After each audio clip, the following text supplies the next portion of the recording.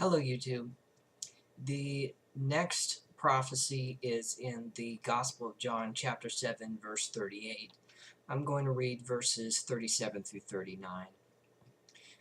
On the last day of the festival, the great day, while Jesus was standing there, he cried out, "Let anyone who is thirsty come to me, and let the one who believes in me drink.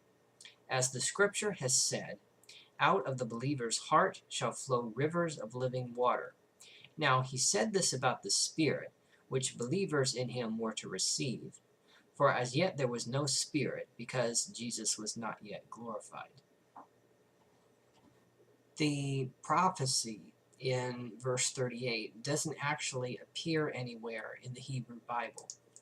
And it seems like the closest equivalent is in Isaiah 58:11. And I'm going to read verses 1 through 11. And I think it's going to become clear that in Isaiah, there's a very different reason for the water. Shout out, do not hold back. Lift up your voice like a trumpet.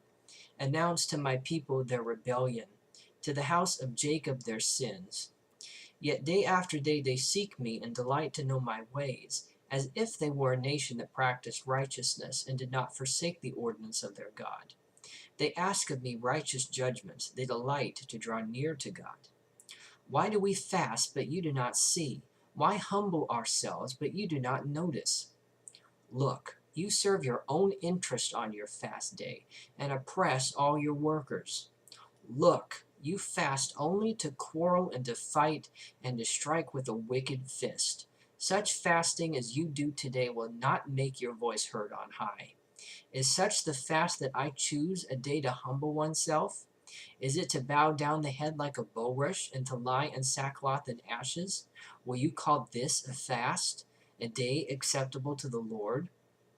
Is not this the fast that I choose?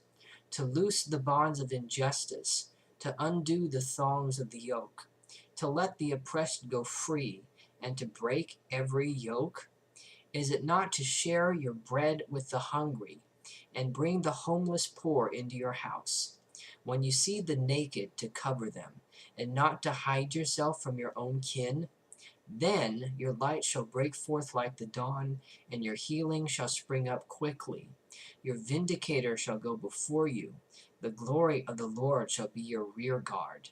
Then you shall call, and the Lord will answer. You shall cry for help, and he will say, Here I am.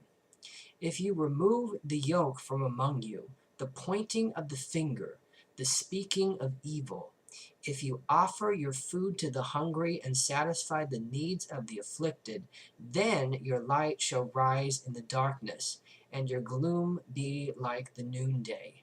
The Lord will guide you continually and satisfy your needs in parched places, and make your bones strong.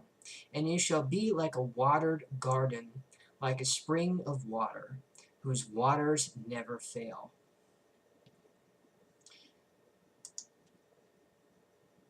Doesn't that sound a whole bunch better than believing and you get the same benefit?